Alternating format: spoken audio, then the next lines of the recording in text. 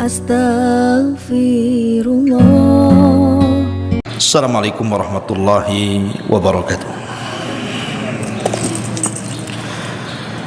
Alhamdulillah wassalatu wassalamu ala rasulillah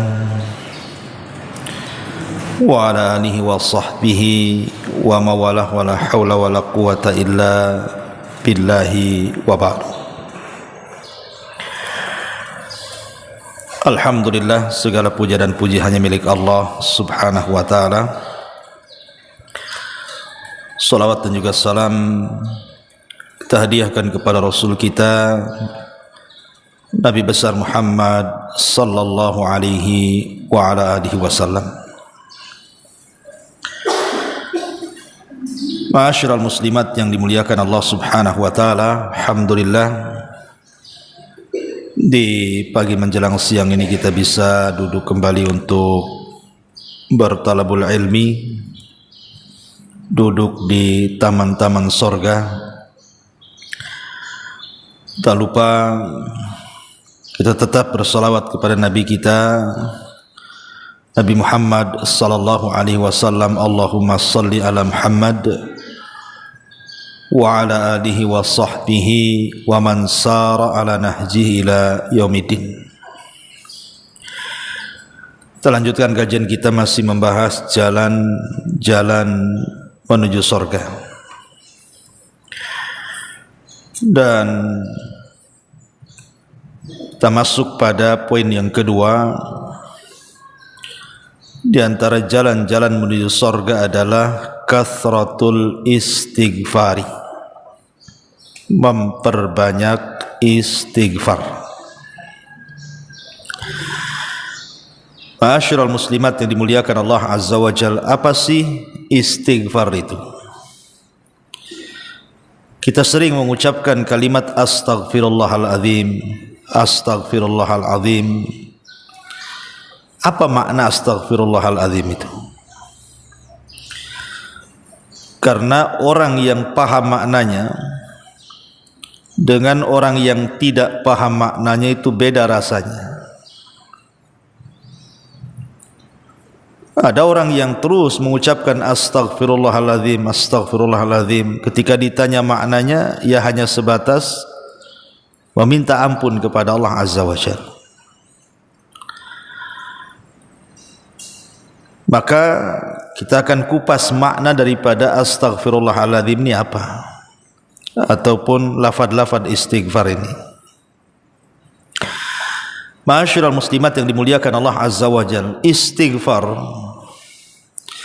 atau mengucapkan kalimat astaghfirullah itu memiliki dua makna.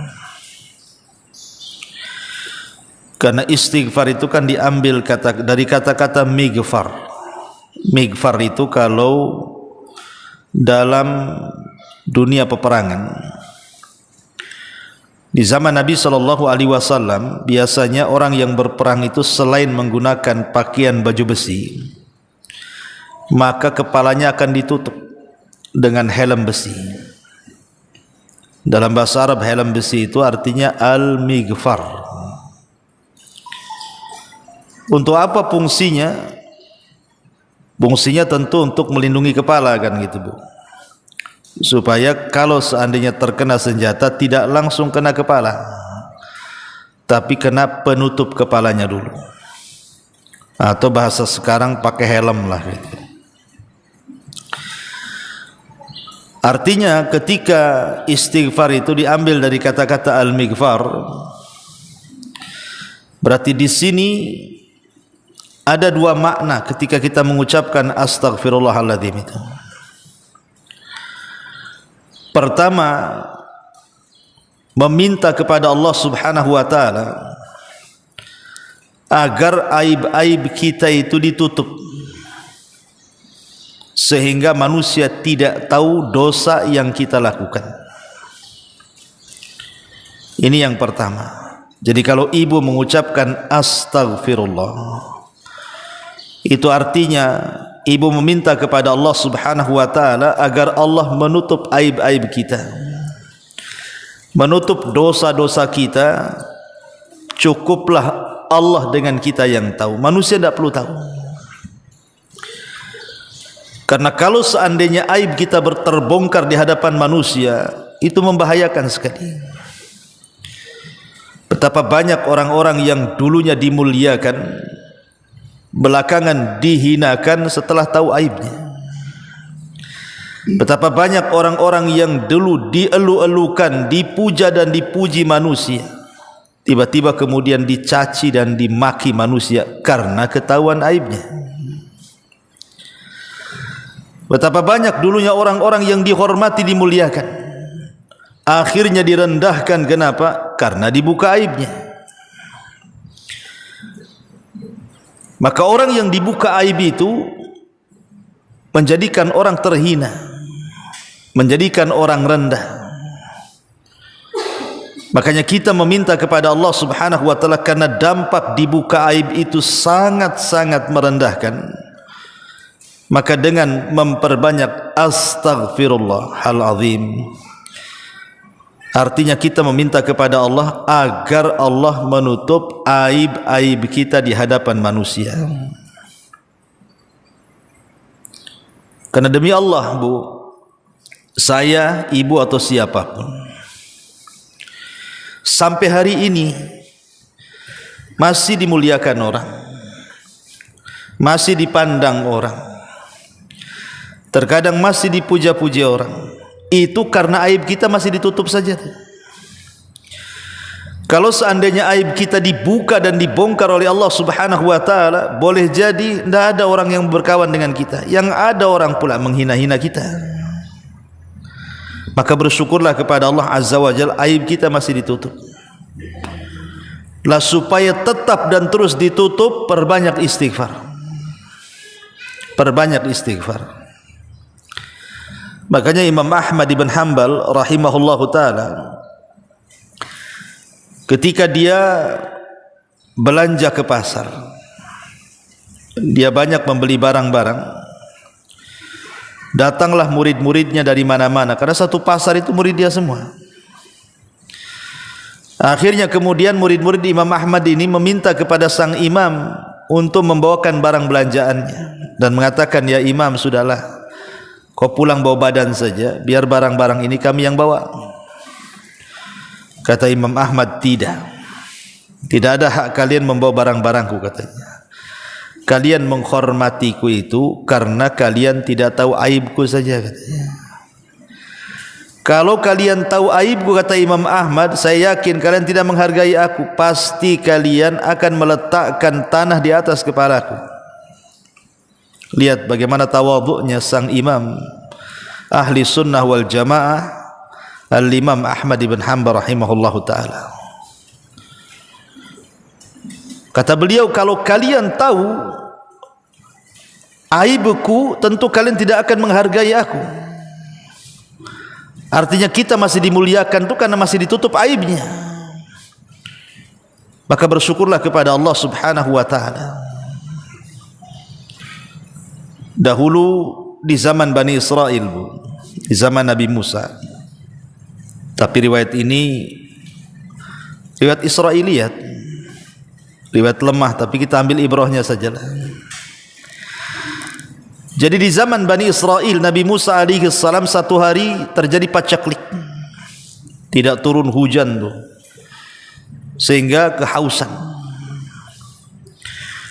Akhirnya Nabi Musa alaihi salam membawa Bani Israel ke tanah lapang untuk melaksanakan istisqa, salat minta hujan. Lama Nabi Musa berdoa kepada Allah, langit pun tak kunjung-kunjung ada awan hitam. Makin cerah pula lah langit itu, tak ada tanda-tanda mau hujan. Sehingga Nabi Musa alaihi salam yang merupakan kalimur rahman, Nabi yang sering berdialog dengan Allah Azza wa Jalla, berusaha berdialog dengan Allah dan mengatakan, ya Rabb, kenapa kami semua sudah meminta kepadamu hujan, tapi kok tak kabul-kabulkan doa kami? Maka Allah Subhanahu wa ta'ala mengatakan kepada Nabi Musa, ya Musa, inna fikum rajulun asallaha arba'ina sanatan yang menghalangi aku tidak memberikan hujan kepada kalian itu karena di tengah-tengah kalian ada seorang laki-laki yang bermaksiat kepada Allah Subhanahu wa taala 40 tahun. Kalau engkau mau keluarkan laki-laki itu dari tanah lapang itu, maka aku akan turunkan hujan.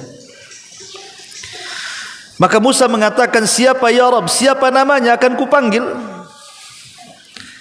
Tapi Allah Subhanahu wa taala salah satu sifat namanya apa? As-Sittir. Allah itu tidak mungkin membongkar aib hambanya. Dia Maha Penutup. Maka Allah mengatakan, ya Musa, tidak mungkinlah kusebutkan orang itu, cukuplah kau berteriak saja. Siapa di antara kalian yang bermaksiat 40 tahun keluar dari lapangan? Akhirnya kemudian Musa pun mulai mengatakan ucapan seperti itu. Man minkum rajulun asallaha arba'ina sanatan fakhruj. Siapapun di antara kalian yang melakukan maksiat 40 hari, tolong keluar dari tanah lapang ini. Semua manusia yang hadir di situ Bani Israel saling meliriklah satu dengan yang lainnya. Kira-kira siapa nih? Siapa nih? Ya enggak ada yang mau ngaku lah di hadapan orang ramai kan itu. Tapi rupanya dari sekian ribu Bani Israel itu adalah satu anak muda menundukkan pandangannya ke bawah sambil menutup wajahnya. Kemudian dia merasa dan mengatakan, ya Rabb, apakah setelah 40 tahun aku bermaksiat kepadamu, kau tutup aibku selama 40 tahun itu, tiba-tiba hari ini kau bongkar aibku sehingga semua orang tahu tentang aibku. Malunya aku di hadapan manusia ya Rabb. Inni tubtu ilaika, aku bertobat ya Rabb, selepas ini aku tidak mungkin lagi bermaksiat. Ketika laki-laki ini bertobat, tiba-tiba langit gelap. Tiba-tiba kemudian hujan. Nabi Musa makin heran lah. Katanya kalau seandainya ingin dihujani, laki-laki itu harus keluar dari tanah lapang. Kok tidak ada yang keluar, tiba-tiba hujan pula. Maka Musa mengatakan, ya Rabb, bukankah orang yang kau maksudkan itu belum keluar dari tanah lapang ini? Kenapa kau berikan hujan kepada kami? Maka Allah mengatakan, ya Musa, orang itu sudah bertobat dan ku terima tobatnya. Artinya sudah tidak ada penghalang aku menghujani kalian. Maka Musa makin penasaran dan mengatakan, ya Rabb, tunjukkan orang itu, siapa dia?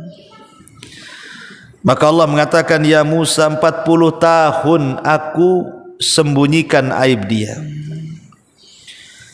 Kalau aku beritahu namanya, berarti aku membongkar aibnya. Cukuplah kau tahu bahwa dia sudah bertobat kepada Allah Azza wa Jalla. Memang kisah ini kisah Israiliyat, dilemahkan para ulama, tapi ibrahnya lihat ya, bahwa Allah Subhanahu wa taala menutupi aib orang ini selama 40 tahun. Orang tidak tahu. Dan ini rahmat dari Allah, kasih sayang Allah kepada kita, menutup aib-aib kita. Karena tadi saya katakan dampaknya Bu, orang kalau sudah dibongkar aibnya, walaupun dia seorang ustadz, imam masjid, seorang kiai, tuan guru, syekh, kalau sudah terbongkar aibnya, jatuh di mata manusia. Allah bisa saja membongkar aib siapapun. Awalnya berpuluh-puluh tahun dihormati, dengan satu kali saja Allah membuka aibnya, langsung manusia menghina dia. Lah dengan memperbanyak istighfar itu, yang pertama maknanya artinya ketika kita katakan astaghfirullahaladzim itu, yang pertama maknanya kita sedang meminta kepada Allah agar Allah menutup aib kita di hadapan manusia. Ini yang pertama. Yang kedua, mana istighfar, ucapan astaghfirullahaladzim itu maknanya Bu, artinya kita meminta kepada Allah agar kelak pada hari kiamat, dosa-dosa yang kita lakukan di dunia itu tidak dibalas oleh Allah, alias diampuni.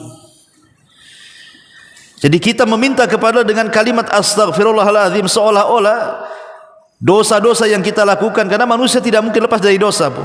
Setiap hari kita melakukan dosa. Tapi dengan mengatakan astaghfirullahaladzim, maka kita meminta kepada Allah, walaupun kita banyak melakukan dosa di dunia, ya Rabb, tolong jangan kau siksa kami dan ampunilah dosa-dosa kami. Makanya nanti pada hari kiamat ada seseorang yang didatangkan kepada Allah Subhanahu wa taala dan disuruh membawa catatan keburukannya. Kemudian oleh Allah Subhanahu wa taala disuruh baca pula tuh. Kemudian Allah Subhanahu wa taala bertanya kepada laki-laki ini, "Ata'rifu dzamba kadza?" Apakah engkau tahu dosamu? Iya ya Rabb. Bukankah kau sudah melakukan dosa ini dan itu? Maka dia mengatakan, iya wahai Rabb. Bukankah engkau sudah melakukan dosa ini dan itu? Maka dia mengatakan, iya wahai Rabb. Terus setiap ditanya dia mengaku. Setiap ditanya dia mengaku. Maka Allah Subhanahu wa taala mengatakan, al-an, sekarang wahai fulan, satartuka fid dunya wa ghafartu lakal yaum. Dulu di dunia kau banyak melakukan dosa, ku tutup aibmu. Sekarang ku ampuni dosa-dosamu. Itulah makna istighfar, Bu. Jadi kalau ibu mengatakan astaghfirullahaladzim, astaghfirullahaladzim, artinya kita minta dua perkara di situ. Satu, minta agar Allah menutup aib kita. Dua, minta kepada Allah agar kita diampuni dosanya, dan setiap dosa yang kita lakukan di dunia tidak dibalas oleh Allah Azza wa Jalla. Itu makna istighfar tuh. Nah, di sini pahamlah itu makna istighfar. Ya. Ma'asyiral muslimat yang dimuliakan Allah Subhanahu wa taala. Istighfar ini banyak keutamaannya. Banyak keutamaan dan kemuliaan. Makanya kenapa di beberapa tempat kita disuruh untuk mengucapkan istighfar. Seperti umpamanya, contoh saja, ketika seseorang hendak tidur, maka kita disuruh membaca astaghfirullah alladzi la ilaha illa huwal hayyul qayyum wa atubu ilaih. Ataupun ketika kita sedang istisqa, meminta hujan, maka kita pun diperintahkan atau dianjurkan memperbanyak istighfar, astaghfirullah alladzi la ilaha illahu al hayyul qayyum wa atubu ilaih. Ataupun ketika ibu keluar dari kamar mandi,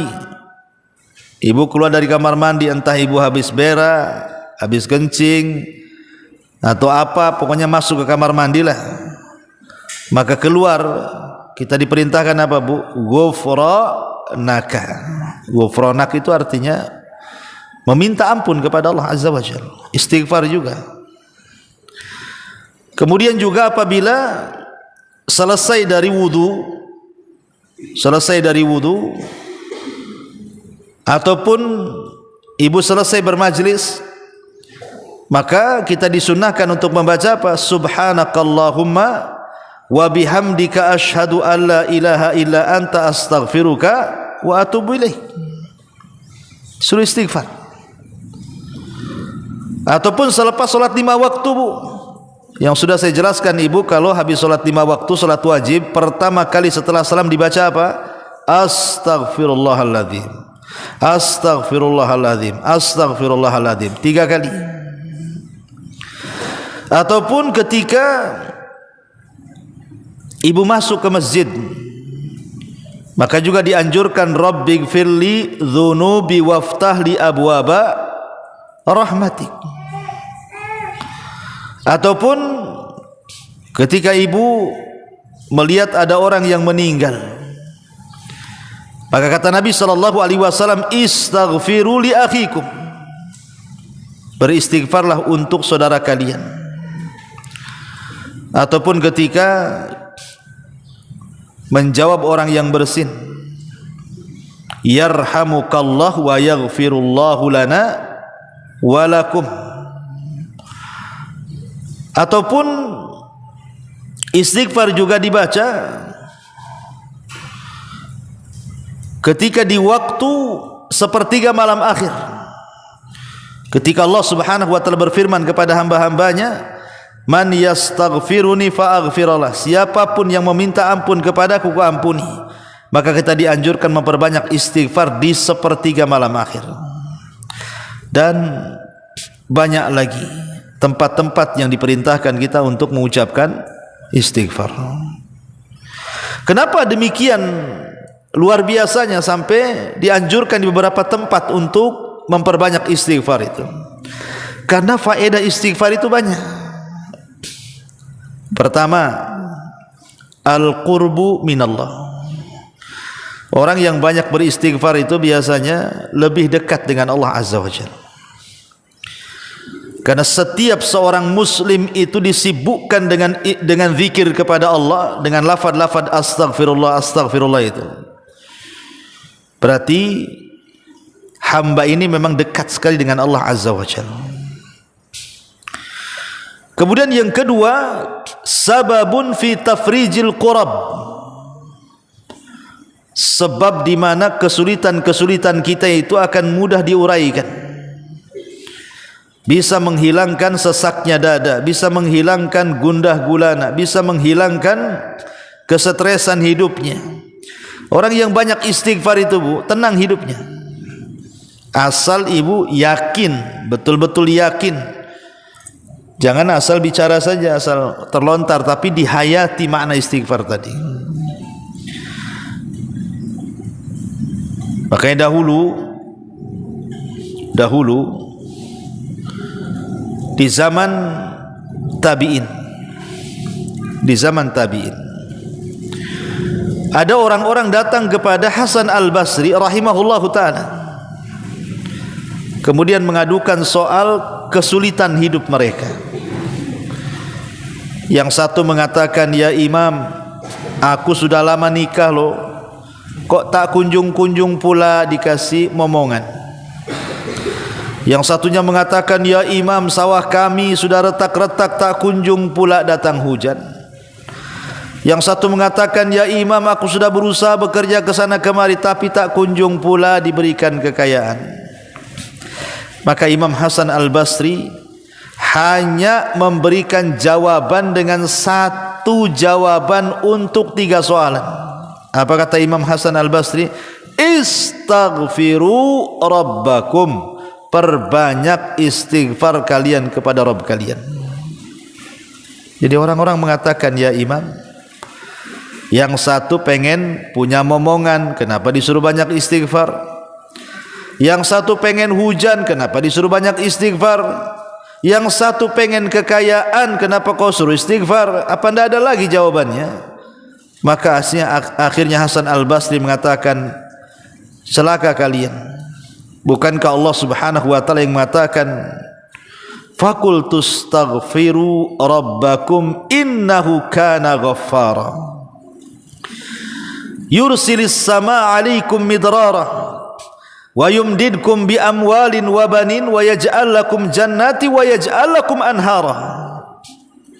Bukankah Allah mengatakan, faqultu astaghfiru rabbakum, perbanyaklah istighfar kepada Rabb kalian, karena Dia adalah Ghaffara, zat yang maha pengampun.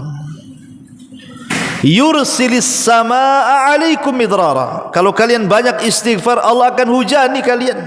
Artinya dengan banyak istighfar itu penyebab turun hujan. Yursilis samaa 'alaikum midrara wa yumdidkum bi amwalin, dan dengan istighfar itu Allah luaskan harta kalian. Wa yumdidkum bi amwalin wa banin, dan Allah akan berikan banyak keturunan kepada kalian. Ini Allah yang mengatakan, kalau kalian banyak istighfar akan diturunkan hujan, akan diperbanyak kekayaan, akan diperbanyak turunan. Makanya saya katakan, istaghfiru rabbakum, perbanyak istighfar oleh kalian.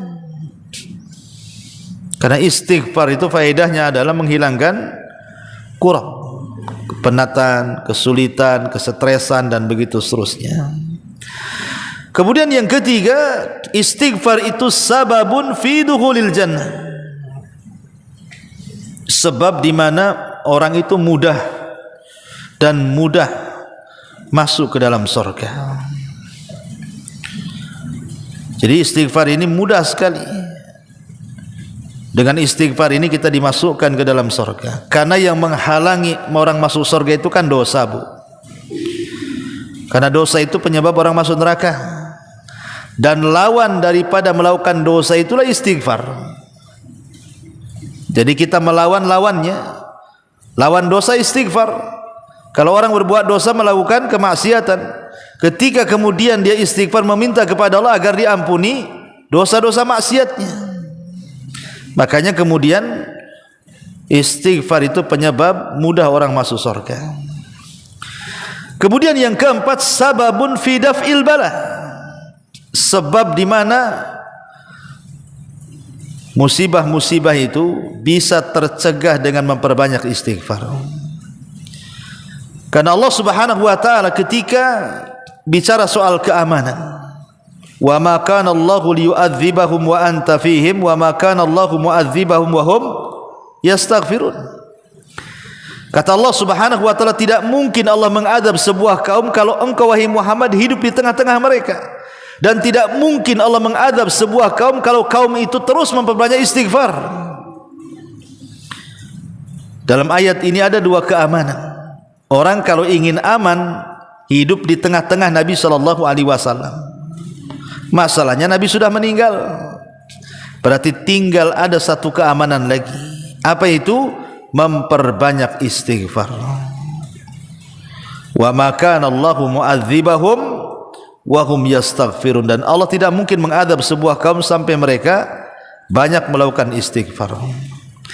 Kemudian yang kelima, yu'addul istighfar naw'an min anwa'il ibadati allati yataqarrabu bihal abdu ila Allah. Jadi istighfar itu dikategorikan jenis-jenis ibadah yang dengan itu kita mudah berhubungan dengan Allah Subhanahu wa taala. Kemudian juga yang nomor 6, inzalul amtar wal arzaq in anil ibad. Dengan memperbanyak istighfar itu menyebabkan turunnya hujan dan turunnya rizki yang banyak kepada kita. Dan juga salah satu manfaatnya adalah Allah berikan kesehatan dan kekuatan badan. Terkadang Bu, kita ini menjadi sehat dan kuat itu terkadang menyandarkan pula kepada sebab. Beli vitamin banyak-banyak, konsumsi vitamin banyak-banyak, beli obat banyak-banyak, telan, ya kan? Kebanyakan kita begitu kalau ingin sehat seperti itu, atau olahraga gitu ya. Dia lupa bahwa ada perkara yang lebih hebat dibandingkan minum pil, makan vitamin, ya. Apa itu? Istighfar. Istighfar ini bisa menambah kekuatan dan kesehatan badan, karena Allah yang mengatakan wa yazidkum quwwatan ila quwwatikum. Ketika Nabi Saleh berdakwah ketika Nabi Hud alaihi salam berdakwah kepada kaumnya, Nabi Hud mengatakan apa? Ya qaumi istaghfiru rabbakum. Hei kaumku, perbanyak oleh kalian istighfar. Kemudian kata Nabi Hud, manfaatnya apa? Wa yazidkum quwwatan, karena sebab istighfar itulah akan menambah kekuatan kalian. Jadi kalau ingin sehat, perbanyak aja istighfar. Ma'asyiral muslimat yang dimuliakan Allah Azza wa Jalla. Kemudian juga yang nomor 7, man'u nuzulil masaibil lati qad tusibul insan, bisa mencegah turunnya musibah-musibah, entah tsunami, entah banjir, entah gempa, entah apalah pokoknya. Maka dengan banyak istighfar itu bisa mencegah musibah-musibah seperti itu. Kemudian yang nomor 8, sababun fis syifa, sebab kesembuhan. Jadi istighfar itu bisa jadi obat. Kemudian yang nomor 9, istihqaq wa nailu rahmatillahi azza wa jal fid dunya.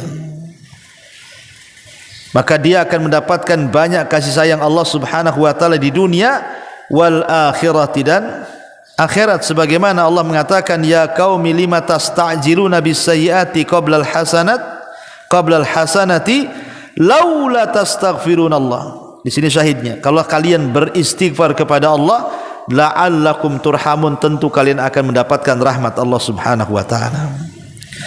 Kemudian yang nomor 10, sababun fi takfiris al-katsiri minal akhta'. Sebab orang itu mendapatkan ampunan yang banyak. Jadi kesalahan-kesalahannya akan dihapus oleh Allah Azza wa Jalla.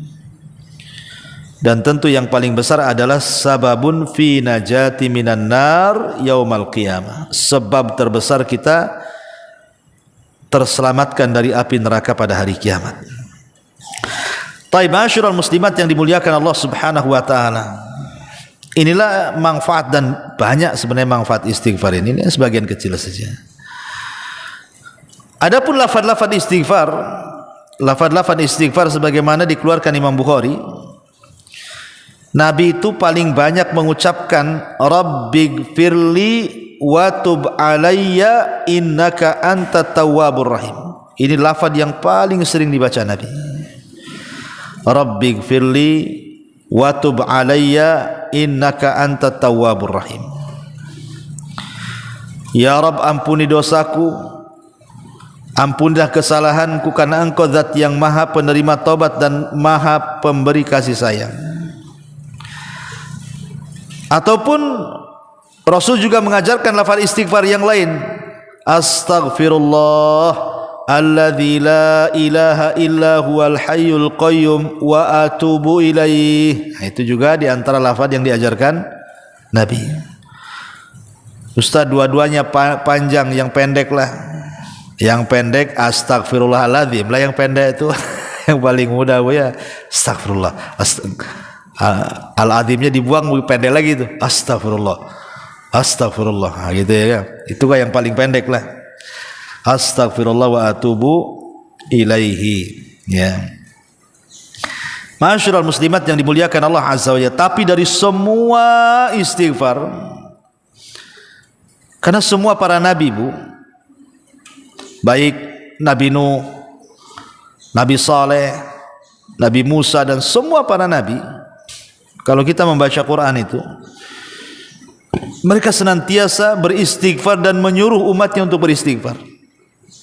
Makanya Nabi kita saja, sebutkan oleh Muslim itu, dalam sehari Nabi SAW tidak kurang dari 100 kali, 70 sampai 100 kali, tidak kurang dari 2 angka itu. Rasul membaca astagfirullahaladzim, astagfirullahaladzim. Itu Nabi, Bu, kan? Karena memang rahasia istighfar luar biasa. Tapi dari semua, kayak saya katakan, dari semua lafaz-lafaz istighfar yang diajarkan kepada kita, Bu, maka ada satu lafaz yang merupakan rajanya istighfar. Rajanya istighfar. Apa itu? Sayyidul istighfar.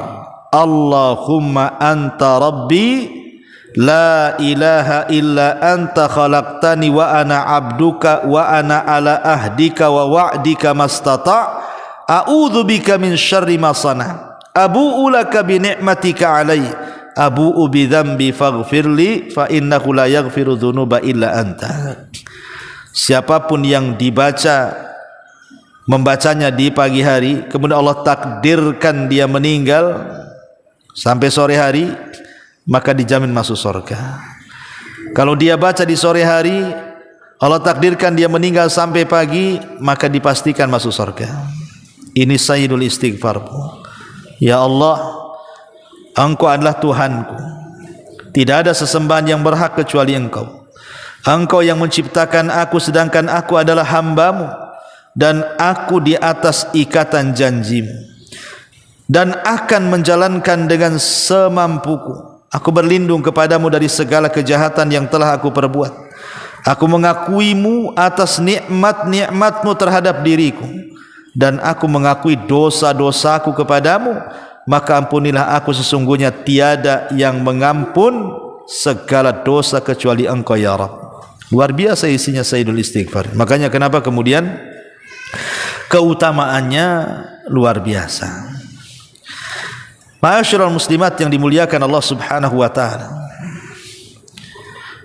Sebagian ulama membahas kalau seandainya seseorang itu melakukan dosa, kemudian dia mengucapkan astaghfirullahaladzim, apakah dosanya semata-mata mengucapkan astaghfirullahaladzim itu langsung diampuni? Maka ulama mengatakan tidak langsung diampuni, Bu, sampai dia betul-betul meninggalkan dosanya. Sebab kalau seandainya dia melakukan dosa, kemudian dia istighfar, kemudian melakukan dosa yang sama, kemudian istighfar, dan begitu terus, ini namanya talaub, main-main namanya, main-main dengan taubat namanya. Jadi istighfar yang seperti ini tidak ada manfaatnya. Makanya ulama mengatakan al istighfaru ma'al israr taubatul kadzdzabin. Beristighfar tapi dia pun melakukan terus dosa yang sama, itu taubatnya para pendusta, Bu. Itu taubatnya para pendusta. Makanya sebagian para ulama seperti yang dikatakan oleh Al-Hafidh Ibnu Hajar rahimahullahu taala, ya, beliau mengatakan ketika Allah Subhanahu wa taala mengatakan walam yusirru ala ma fa'alu, ay isyaratun ila anna min syarti qabulil istighfari an yaqla al mustaghfir anidz dzambi wa illa fal istighfaru bil lisani ma'at talabbusi bidz dzambi kat talaubi. Kata Al-Hafidz Ibnu Hajar rahimahullahu taala, walam yusirru ala ma fa'alu, ketika Allah mengatakan dan mereka tidak terus-terusan melakukan dosa, kata Al-Hafidz Ibnu Hajar, di sini ada isyarat bahwa diterimanya istighfar seseorang itu ketika selesai melakukan dosa kemudian dia istighfar adalah harus melepaskan dosa-dosanya, berhenti dari dosa. Kalau tidak, percuma saja. Ibu sambil gibah, astagfirullah, gibah terus, jadi lisan ibu astagfirullah tapi diselingi dengan gibah, Bu. Oh ya tahu nggak si anu, astagfirullahaladzim. Iya tahu. Kenapa itu? Astagfirullahaladzim. Tapi terus diselang-seling, Bu, gibah istighfar, gibah istighfar. Ibu lagi ngapain, Bu? Nyelang-nyeling istighfar dengan gibah tuh. Itu namanya talaub, main-main, ya. Jadi kalau istighfar itu artinya berhenti dari dosa, ya sudah berhenti. Kalau nanti suatu hari kemudian terjerumus karena nafsu kita, istighfar lagi. Ya, umpamanya ada seseorang pegang botol minum khamar gitu, bukan? Satu teguk astagfirullahaladzim, kemudian neguk lagi astagfirullah. Ngapain itu kok orang neguk khamar kok diselingi dengan istighfar pula? Jadi istighfar seperti ini namanya taubatul kadzdzabin, namanya taubatnya para pendusta, atau disebut talaub, kata Al-Hafidz Ibnu Hajar itu.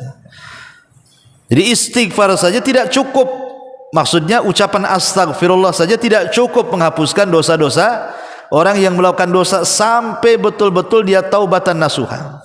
Karena istighfar itu kan iklan saja, memberitahu bahwa saya akan bertobat. Kalau betul-betul bertobat itulah disebut taubatan nasuha, menjauh dari dosa, berazam tidak melakukannya, menyesal dan begitu seterusnya dari syarat-syarat tobat itu kan, Bu, ya. Tetapi secara zatnya istighfar itu manfaat, Bu. Karena kan istighfar tidak mesti ibu melakukan dosa kan. Istighfar kan bisa dijadikan zikir. Bisa dijadikan zikir ketika ibu banyak ada masalah, astagfirullah, astagfirullah, astagfirullah. Enggak ada masalah pun astagfirullah, astagfirullah. Bisa jadi zikir dan itu manfaatnya besar. Salah satunya apa? Dari segi makna istighfar saja kita sudah bisa rasakan manfaatnya. Pertama, aib kita ditutup. Yang kedua, dosa-dosa kita tidak akan diazab. Luar biasa dari segi maknanya saja istighfar itu. Wallahu a'lam. Ini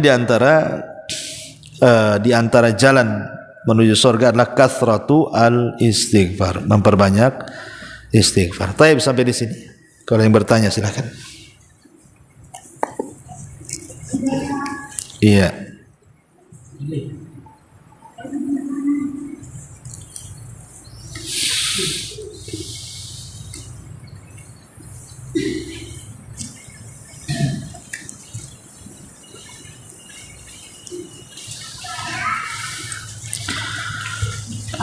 Tapi di sini ada soalan. Apa bedanya istighfar dengan taubat? Apa ciri-ciri diterima atau tidaknya taubat kalau oleh Allah Azza wa Jalla? Iya. Istighfar dengan taubat beda, Bu. Kalau istighfar itu lisan. Astaghfirullah artinya saya meminta ampun. Lisan kita mengiklankan minta ampun. Minta supaya dosa-dosa kita diampuni oleh Allah dan tidak diazab di akhirat. Minta supaya dosa-dosa kita tidak diungkap di hadapan manusia alias ditutup aib kita. Itu istighfar. Kalau taubat ini meninggalkan perbuatan dosa. Jadi kalau istighfar itu lisan, kalau taubat itu perbuatan. Berarti ketika lisan kita mengatakan astagfirullah, kemudian kita lempar botol di tangan, saya tidak mau minum khamar lagi, berarti ibu sudah menggabungkan istighfar dan taubat namanya. Ibu lagi gibah, lagi anak-anaknya gibah, ingat gibah itu dosa, astagfirullahaladzim, langsung cabut dari majelis itu, Bu. Berarti ibu menggabungkan istighfar dan taubat. Istighfar itu lisan, taubat itu perbuatan, dan harus dua-duanya ada. Adapun ciri-ciri orang yang diterima taubat dan tidaknya itu nampak, Bu. Kondisinya jauh lebih baik ataukah lebih buruk. Kalau kondisinya jauh lebih baik daripada sebelum dia bertobat kemudian bertobat, maka ciri-cirinya itu tobatnya dapat taufik tuh. Yang tadinya dulu nggak sholat, kemudian tobat, rajin pula dia sholat. Yang tadinya nggak pakai jilbab nutup aurat, tiba-tiba habis tobat ditutup semua anggota badannya. Yang tadinya tidak pernah baca Quran, yang tadinya tidak pernah hadir di majelis ta'lim, tahu-tahu hadir di majelis ta'lim. Pokoknya siapapun yang kondisinya jauh lebih baik daripada sebelumnya, itu tanda-tanda diterima taubatnya. Artinya dia dapat taufik dan hidayah tuh. Tapi kalau seandainya terbalik, Bu, kondisinya makin buruk gitu ya. Biasa durasi gibah itu sejam, ini 1 hari. Ini kan repot nih. Kok ditambah durasinya? Biasa gibah cuma sejam aja, Bu. Makin sehari, ini makin buruk lah, Bu. Cemana pula mau diterima dosanya kan? Ya, jadi kalau kondisinya lebih buruk, ini bahaya. Ya, berarti tidak diterima tuh dosanya. Itu saja yang nampak, Bu ya. Wallahu a'lam. Kemudian bagaimana hukum bersumpah palsu dan bagaimana cara bertobatnya, adakah syarat-syarat khusus? Iya, bersumpah palsu hukumnya tidak boleh. Rasulullah SAW memasukkan sumpah palsu itu dosa besar. Ala qauluz zur, ala wa qauluz zur, ala wa qauluz zur, 3 kali Rasul mengatakan hati-hati jangan sumpah palsu, hati-hati jangan sumpah palsu, hati-hati jangan sumpah palsu. Sampai Rasul mengulang 3 kali, yang tadinya duduk sampai bangkit Rasul menyebutkan kalimat qauluz zur itu. Saking bahayanya, karena sumpah palsu ini bahaya, Bu. Contohnya di pengadilan, Bu. Di pengadilan ya. Kalau saksi-saksi itu kemudian berani bersaksi dan dibayar, disuruh dia bersumpah palsu karena mendapatkan bayaran, itu bisa saja orang yang tidak bersalah jadi bersalah. Orang yang tidak berhak dipenjara jadi dipenjara, orang yang tidak berhak dibunuh jadi dibunuh, orang yang tidak berhak diambil hartanya kan itu. Karena sumpah palsu itu. Itu contoh di persidangan saja. Ataupun di pasar, yang tadinya dia dapat barang bagus, karena kena tipu sumpah-sumpah, jadi barang jelek. Dan begitu seterusnya. Ya, makanya kenapa sumpah palsu itu termasuk dosa besar. Dan tobatnya sumpah palsu ya bayar kafarah sumpah lah bu. Kalau dia mau menghindari kafarah sumpah, ya kasih makan berpuasa 3 hari atau kasih makan 10 fakir miskin, itu kafarah sumpahnya. Wallahu a'lam.